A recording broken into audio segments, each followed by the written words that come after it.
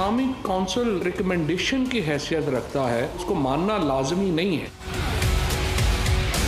He may be the same person, but he wears two different hats in this case. सिर्फ Pakistan Peoples party हुकूमत का opposition कर रही है, बाकी जो हमारे ऑपोजिशन के दोस्त हैं वो तो ऑपोजिशन से ऑपोजिशन ही कर रहे हैं। ये मेरे ट्रे में रख के भी पासपोर्ट लाएं, ECL में मेरा नाम निकालने की कोशिश करें, मैं इनको कहूंगी उठाओ और चलते बनो।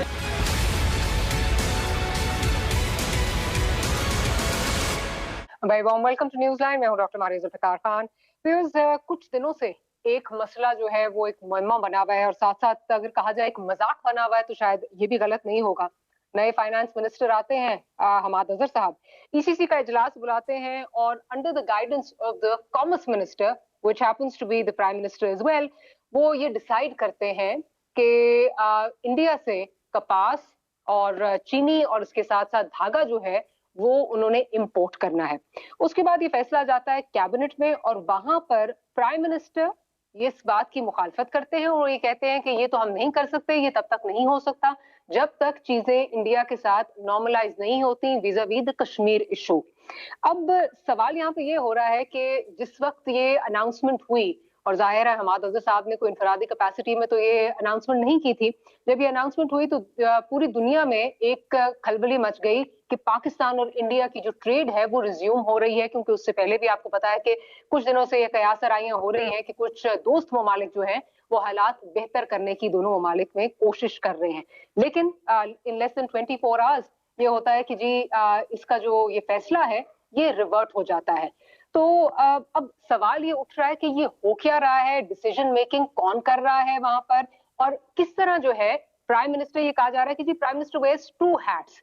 प्राइम मिनिस्टर के बारे में क्या कहा जा रहा है जरा मैं सुनवाती हूँ और आपको, और फिर आगे चलते हैं और फिर अपने मेहमानों की तरफ बाकायदा मूव करूंगी और आपका तारुफ करवाऊंगी। प्रोड्यूसर साहब जरा सुनवाइए कि क्या कहा जा रहा है vis-a-vis prime minister wearing different hats और उनके पास जो डिफरेंट ओहदे हैं। वज़ीर आज़म इमरान खान की नॉलेज में था क्योंकि वो कॉमर्स मिनिस्टर भी हैं कि ये समरी हम ECC को भेज रहे हैं। दो फर्क चीजें हैं। This is the strengthening of institutions actually जिसकी बात की जाती है। एक, वजीर आजम as minister in charge of the ministry that looks after commerce, उस वक्त वो मिनिस्टर है उस मिनिस्ट्री का। उसके बाद ECC अपने मंतक के तहत फैसला करती है, फिर प्राइम मिनिस्टर है head of the cabinet. So he may be the same person but he wears two different hats in this case. आप कह रहे हैं कि एज अ कॉमर्स मिनिस्टर उनको लगा कि ये ऑथराइज करके मुझे आगे भेज देना चाहिए, ECC इस पे अपना फैसला करे, but as a prime minister he was not convinced. नहीं, मैं ये नहीं कह रहा, मैं ये कह रहा हूं कि ये चीज जो है ना एक टेक्निकल नुक्ता, I am not the bureaucrat here, so I don't know कि कौन सा किधर जाके किस वक्त कहां रुकती है चीज। आपने सुना कि मोईद यूसुफ साहब क्या इस पे मंतक जो है वो क्या दे रहे हैं। हमारे साथ सैर कामरान साहिबा मौजूद हैं, पाकिस्तान पीपल्स पार्टी से आपका ताल्लुक है, डॉक्टर रमेश कुमार साहब मौजूद हैं, पाकिस्तान तहरीक इंसाफ से आपका ताल्लुक है, और अली परवेज मलिक साहब मौजूद हैं, पाकिस्तान मुस्लिम लीग नवाज से आपका ताल्लुक है। तो हुकूमत की तरफ पहले चलते हैं। डॉक्टर साहब ये जरा बताइए कि ये क्या मंतक है कि प्राइम मिनिस्टर जो है वो ये एज कॉमर्स मिनिस्टर इसकी अप्रूवल देते हैं, फिर जब कैबिनेट में आता है तो वो प्राइम मिनिस्टर की हैट पहन लेते हैं और उनको एकदम से लगता है कि जी नहीं, मसला कश्मीर जब तक हल नहीं होगा तब तक ये हो नहीं सकता। आपस में डिपार्टमेंट्स में फुकदान है, आपके डिपार्टमेंट्स आपस में बात नहीं करते, या पहले प्रोज एंड कॉन्स वे नहीं किए जाते, ये हो क्या रहा है? क्योंकि पूरी दुनिया में एक मजाक बन चुका है। मारिया, पहली बात तो ये कि मैं समझता हूँ ये एक प्रिंसिपल है, कोई भी डिपार्टमेंट कोई भी काम करना चाहता है तो उसके ऊपर अपनी रिकमेंडेशन भेजता है, जहाँ पे फाइनेंस इन्वॉल्व होती है, जहाँ पे रेवेन्यू का इशू होता है, जहाँ पे स्पेशल परमिशन का इशू होता है, वहाँ पे CEC में वो चीज़ डिस्कस होती है।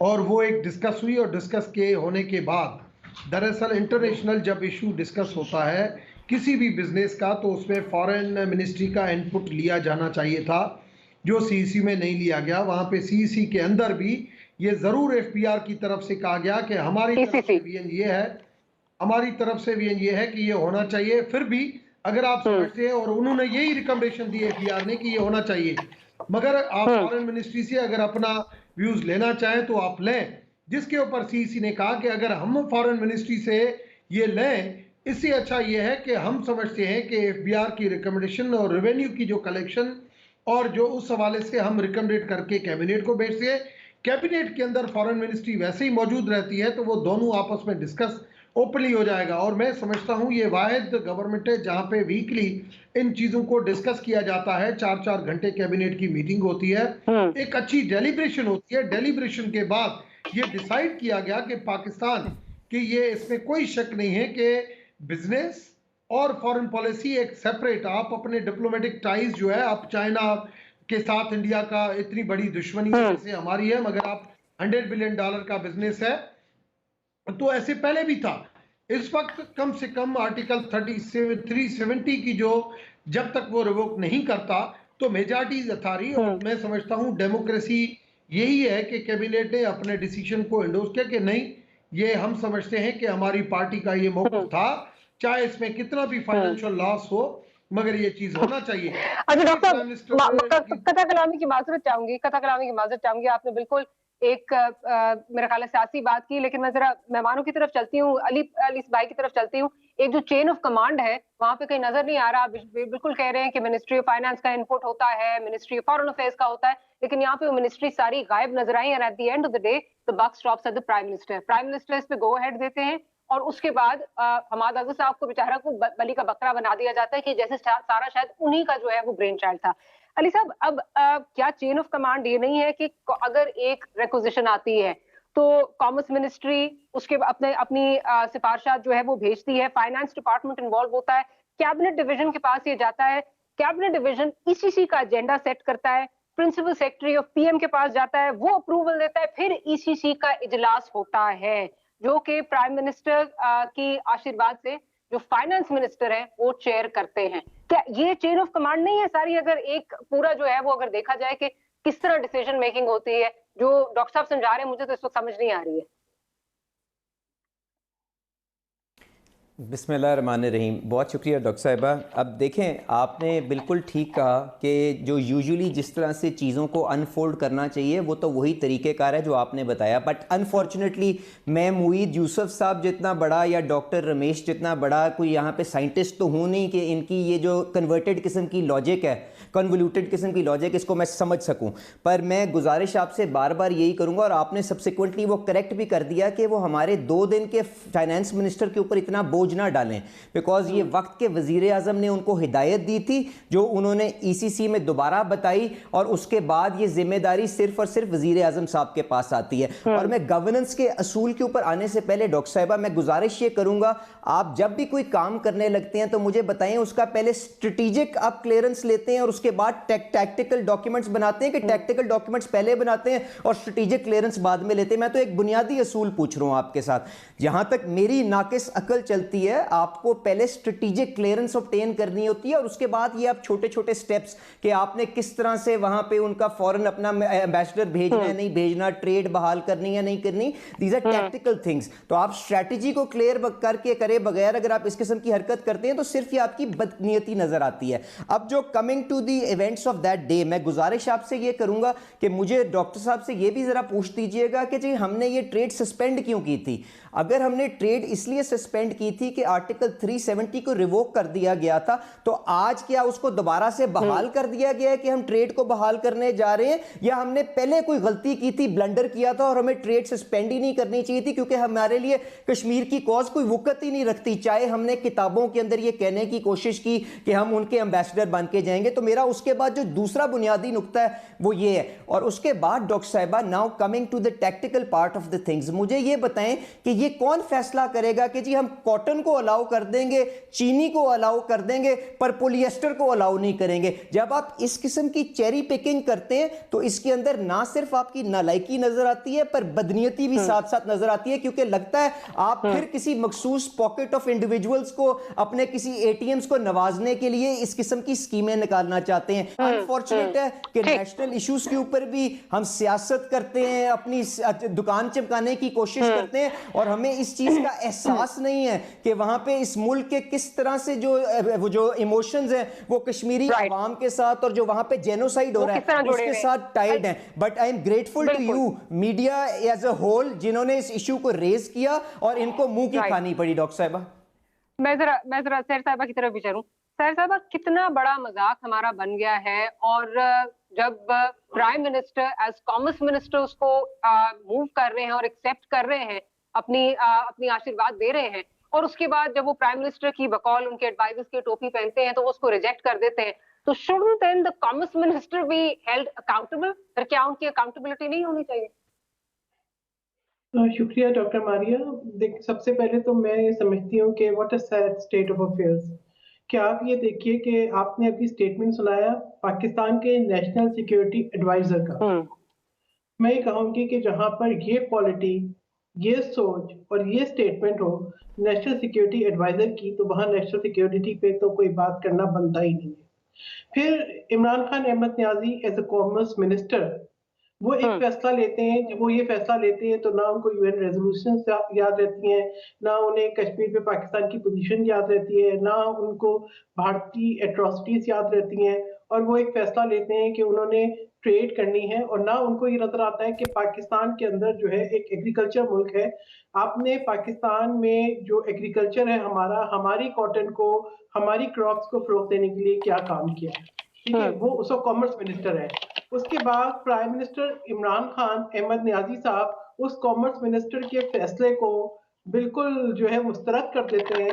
मैं ये पूछती हूँ कि क्या प्राइम मिनिस्टर इमरान खान अहमद न्याजी साहब ने कॉमर्स मिनिस्टर इमरान खान अहमद न्याजी की सर्जिश की? क्या उनके खिलाफ कोई एक्शन लिया? क्या उनके लिए कोई सजा तजवीज की, या सजाएं सिर्फ पाकिस्तान के अवाम के लिए हैं? यानी इनकी इस किस्म की गुफ्तगू, जहां पे इमरान खान अहमद न्याजी साहब एक दिन ये कहते हैं कि वो कश्मीर के सफीर हैं, और अगले दिन वो ये बताते हैं कि वो कुलभूषण जाधव के वकील हैं।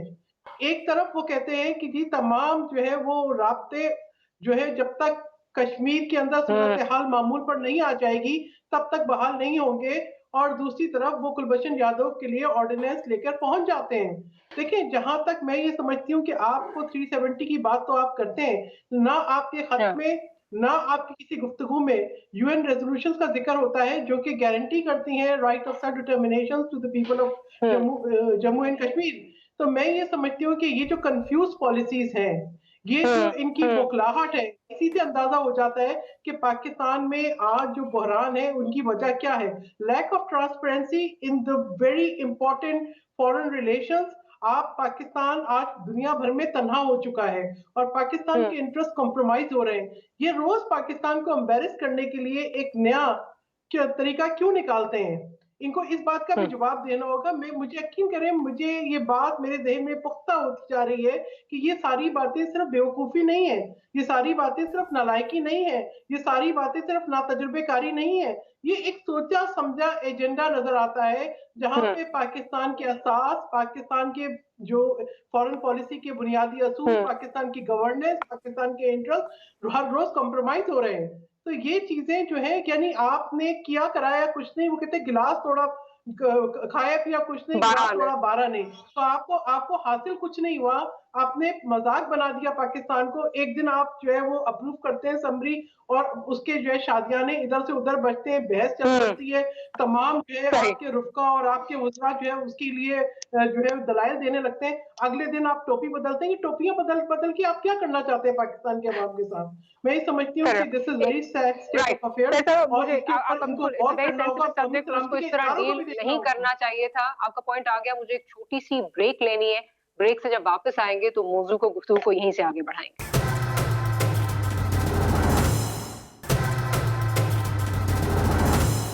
Welcome back after the break. बात हो रही है इंडिया से ट्रेड का जो इशू है उस पर बात हो रही है। तो रमेश कुमार साहब की तरफ चलती हूँ। डॉक्टर साहब, ये बताइए कि आपकी अपनी पार्टी के अंदर नजर आया कि आपके 4 जो वजीर हैं जिन्होंने खड़े होकर कैबिनेट में मुखालफत भी की, जिसमें शीरी मजारी साहिबा हैं, जिसमें शाह महमूद कुरैशी साहब हैं, जिसमें हमारे इंटीरियर मिनिस्टर हैं, वो भी ऑन बोर्ड नहीं थे। उनको भी शायद गालिबन इस चीज का पता नहीं था। ये तो चले एक और चीज, अलग एक बात हो गई।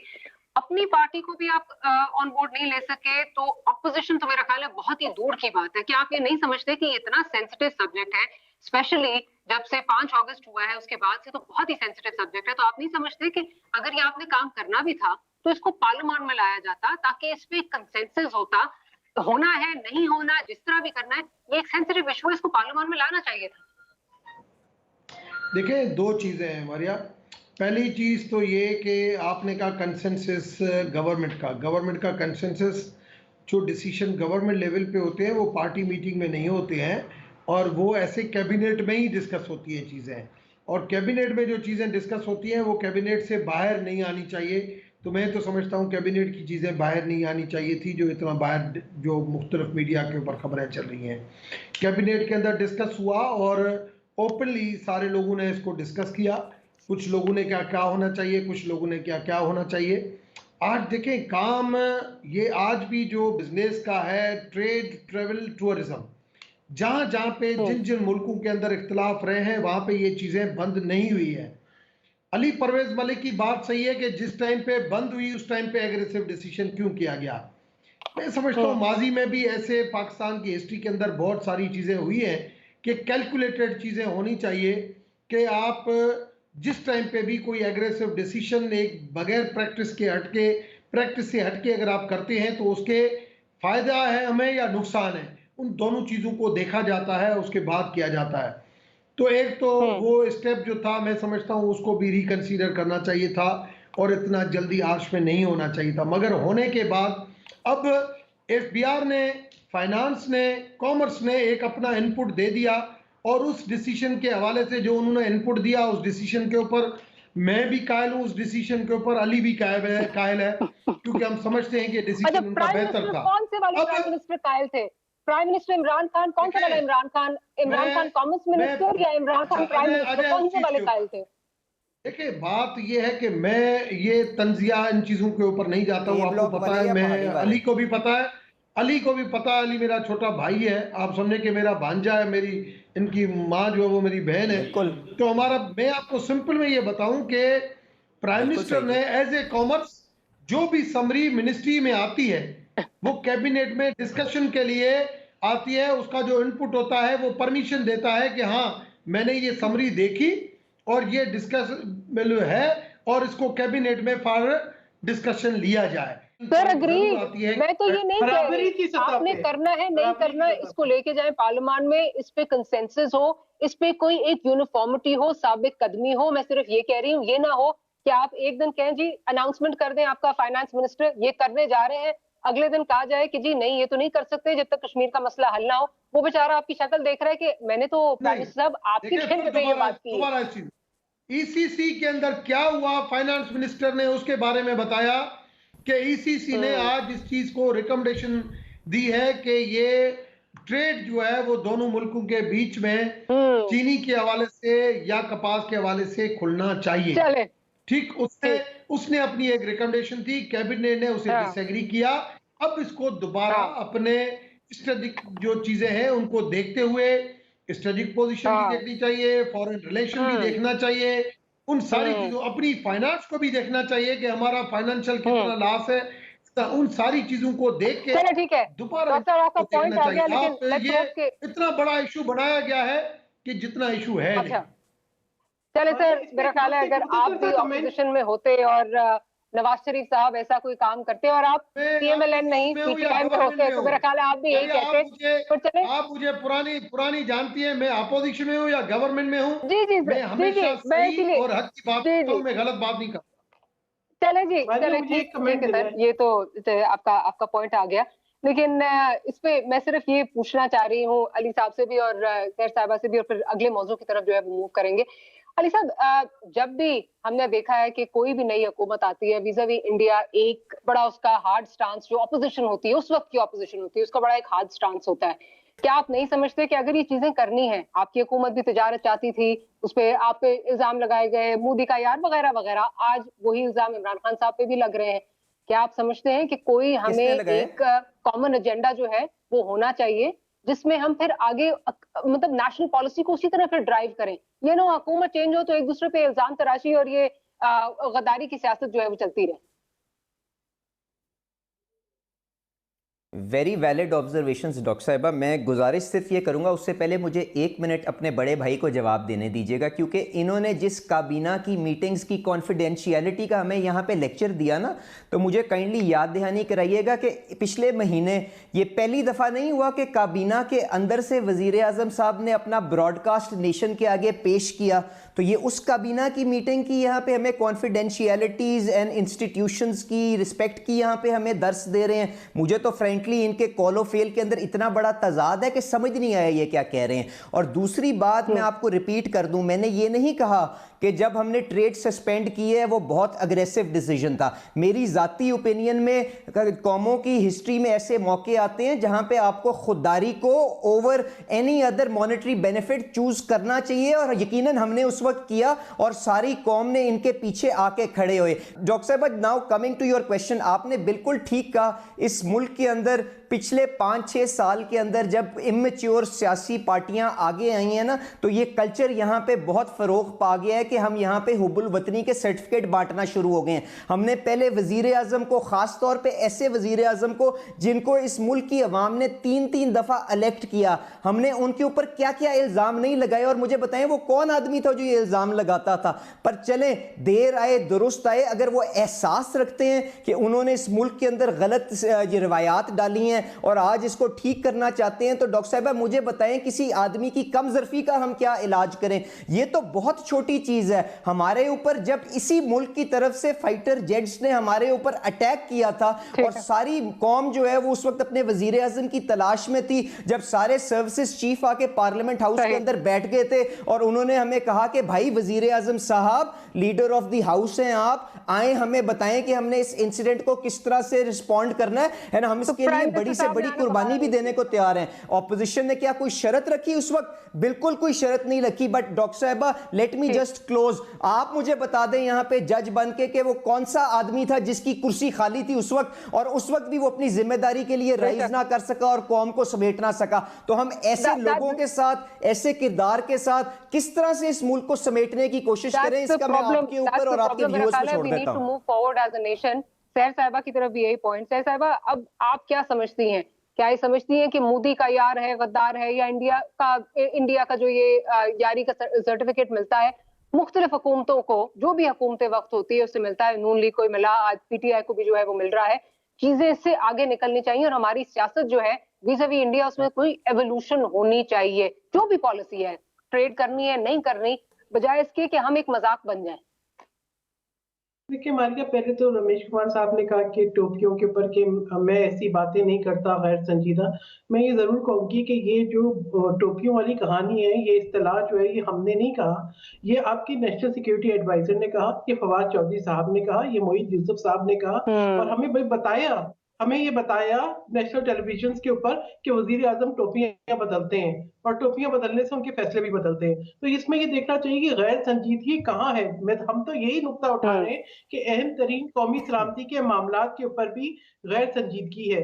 यानी वो कश्मीर जैसे इशू के ऊपर, जिसको हम ये कहते हैं कि कश्मीर हमारी शहरक है, जिसको हम अपनी कौमी सलामती का अहम मसला समझते हैं, जिसे हम समझते हैं कि हमारे जो है वो मुल्क की सिक्योरिटी और खित्ते की सिक्योरिटी जुड़ी है, जिसपे हम ये कहते हैं कि अमन के तमाम रास्ते कश्मीर से होके गुजरते हैं, वो उसके बारे में आप ये कहते हैं कि वो कहानी आपकी तकरीर शुरू हुई और आपके खत पे खत्म हो गई। देखिए बात ये इस तरह के मामला के ऊपर मुझे ब्रेक का जो है वो कहा जा रहा है, छोटी सी ब्रेक लेती हूँ। ब्रेक के बाद पीडीएम की सियासत में क्या हो रहा है, that much more right after short.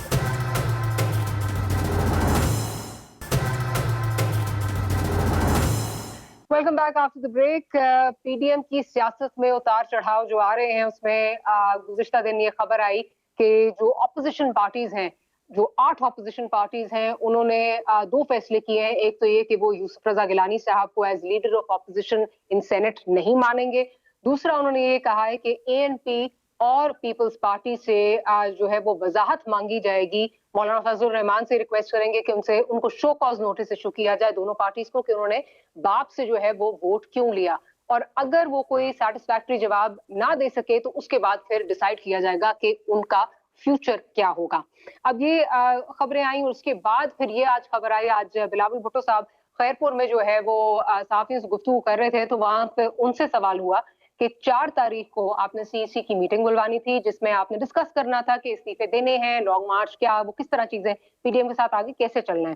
तो उन्होंने कहा नहीं, ये तय जरूर था, लेकिन अब सेनेट का इजलास बुला लिया गया है, तो ये जो मीटिंग थी सीईसी की वो मुलतवी हो गई और अब लग रहा है गैर मुअय्यना मुद्दत के लिए जो है ये मुलतवी हो चुकी है।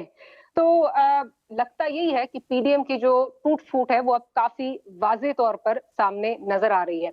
अली परवेज मलिक साहब की तरफ जाती हूँ, उनसे पहले शुरू करती हूँ। अली साहब, ये बताइए कि अब सेपरेट ब्लॉक्स की बात कर दी गई सेनेट के अंदर। ये कहा गया कि जी दोनों पार्टीज के सेपरेट ब्लॉक्स होंगे, इंफरादी कैपेसिटी में लोग जो हैं जो आपकी और पीडीएम की बाकी जमातों के लोग हैं वो उनकी रिप्रेजेंटेशन होगी। तो आपने इसका मतलब ये फैसला कर लिया है कि अब पाकिस्तान पीपल्स पार्टी के साथ नहीं चलना?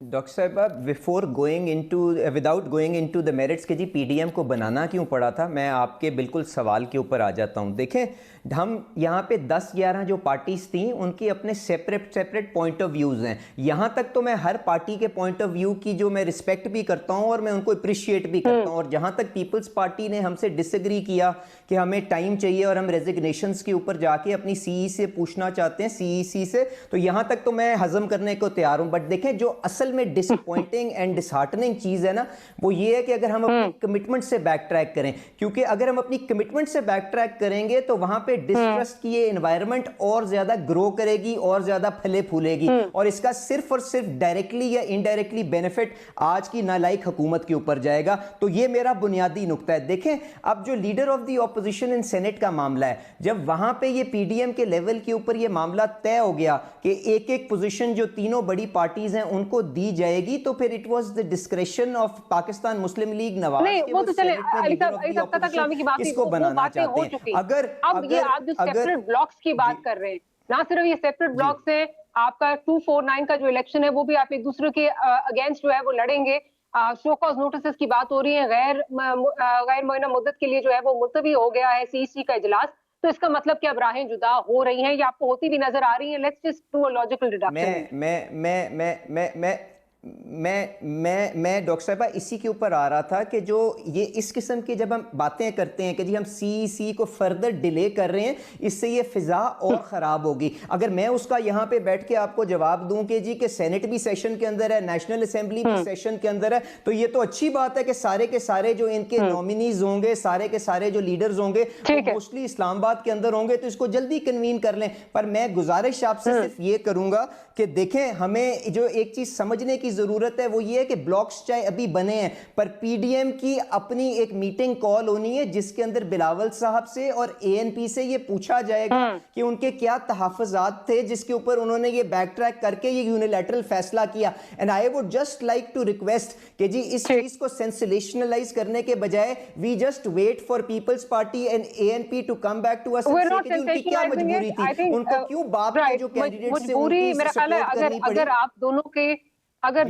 राहें इस हद तक जुदा हो गई कि इमरान खान साहब की पैरवी करने का जो है वो ताना दिया गया आपकी लीडरशिप की तरफ से, बिलावल भुट्टो जरदारी साहब को बाप से वोट लेने का टारगेट सेंसेशनलाइज आप लोगों की तरफ से हो रहा है। मैं जरा इफ यू अलाउ मी, मैं जरा सहर साहब से पॉइंट ऑफ व्यू फिर ब्रेक की तरफ जाना है। मैं तो आपसे कह रहा हूं गलत हुआ, it is disheartening for us but we want to hear what is disheartening, but that's happening from your, it's happening, ये आपकी टॉप लीडरशिप की तरफ से जो है ये स्टेटमेंट्स आ रही हैं।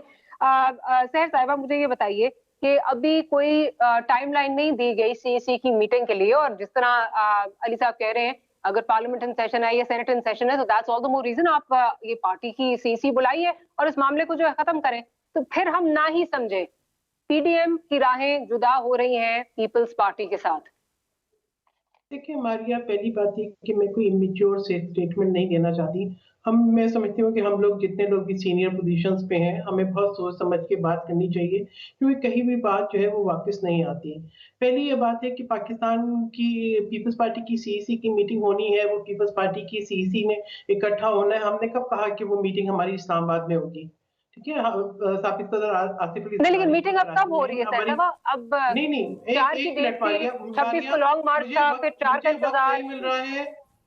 मारिया, मुझे पहले भी वक्त नहीं मिल रहा, अगर आप मुझे बात करने का मौका दें कि मैं अपनी बात कंप्लीट करूं। देखिए, बात यह है कि ये एक अंदरूनी बात है। जब पुराना पहला इजलास इस बात पे खत्म हुआ था कि पीपल्स पार्टी अपनी सीईसी में जाएगी, उसके बाद के जो बयानात हैं, मैं कुछ चीजें जो है सामने लाना चाहती हूँ। पहली ये चीज है कि एक असूली एक जो है मैं समझती हूँ कि प्रिंसिपल है कि जहां पर जिस पार्टी की मेजोरिटी होती है उसका लीडर ऑफ अपोजिशन होता है। ये हमने नेशनल असेंबली में देखा, ठीक है। हमने शहबाज शरीफ साहब को लीडर ऑफ अपोजिशन के लिए सपोर्ट किया और जब वो गिरफ्तार हो गए उनकी गैर मौजूदगी के अंदर ख्वाजा आसिफ आए, हमने उसका भी एहतराम किया। फिर उसके बाद जो है पब्लिक अकाउंट्स कमेटी के चेयरमैन के लिए वो एक असूली फैसला था कि लीडर ऑफ अपोजिशन बनेंगे, तो हमने उनको सपोर्ट किया। बल्कि यहाँ तक ये हुआ कि उनकी सपोर्ट के पीछे पीपल्स पार्टी ने जो स्टैंडिंग कमेटीज हैं उनकी चेयर से रिजाइन किया, जिसमें अली हैदर गिलानी भी पंजाब की असेंबली से उन्होंने रिजाइन किया, पीपल्स पार्टी के तमाम मेंबरान समेत, जो कि यूसुफ रजा गिलानी साहब के साहबजादे हैं। मैं ये समझ, मुझे एक मिनट, मुझे मेरी टाइम जरा कम मिला है, लेकिन एक ब्रेक का मुझे कहा जा रहा है, मैं आपसे वापस आती हूँ, तो आपसे ही शुरू करूंगी, इजाजत दीजिए, एक ब्रेक लेती हूँ, ब्रेक के बाद आपसे ही शुरू करूंगी। Will be right back.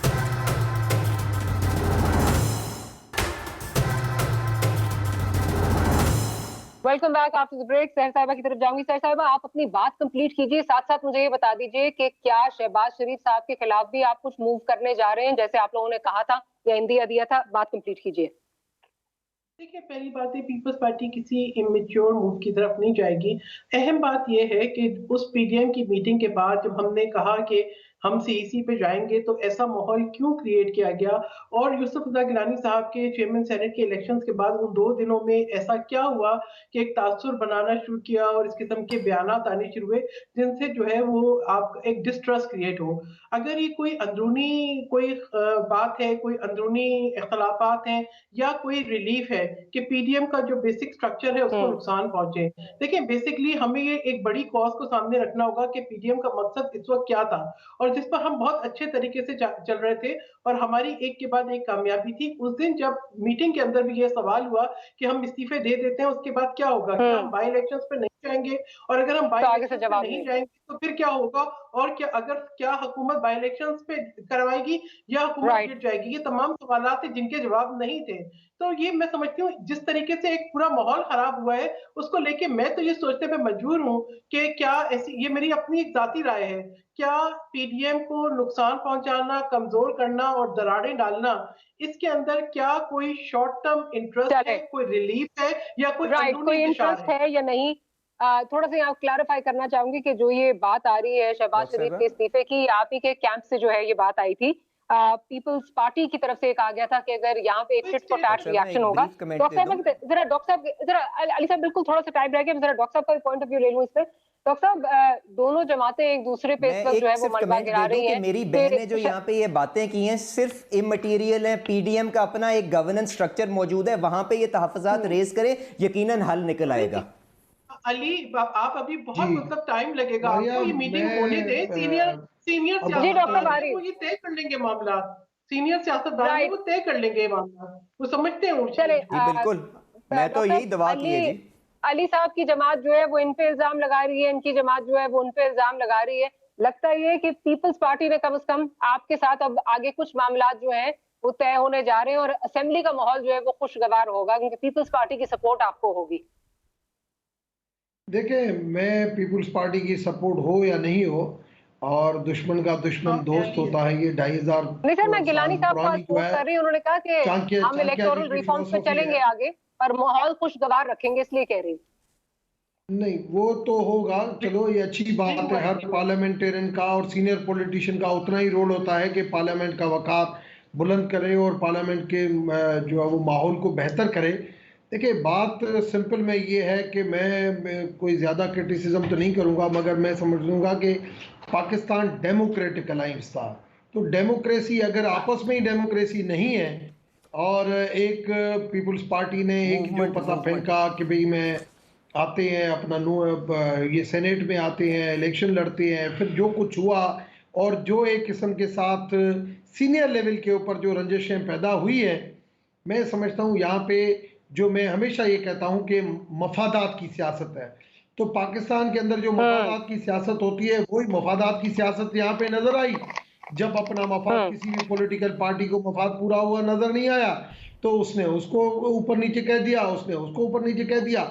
इससे और डेमोक्रेसी भी खराब होती है और लोग, अवाम जो है ना, अवाम इवन मीडिया, वो भी जमहूरियत से बदजन होते हैं कि यार ये जमहूरी पार्टियां हैं, जो इस किस्म की सियासत करते हैं। कभी उस उधर से जो है वो एक मेजॉरिटी नहीं होते हुए जो है वो आ जाते हैं, सेनेटर बन जाते हैं।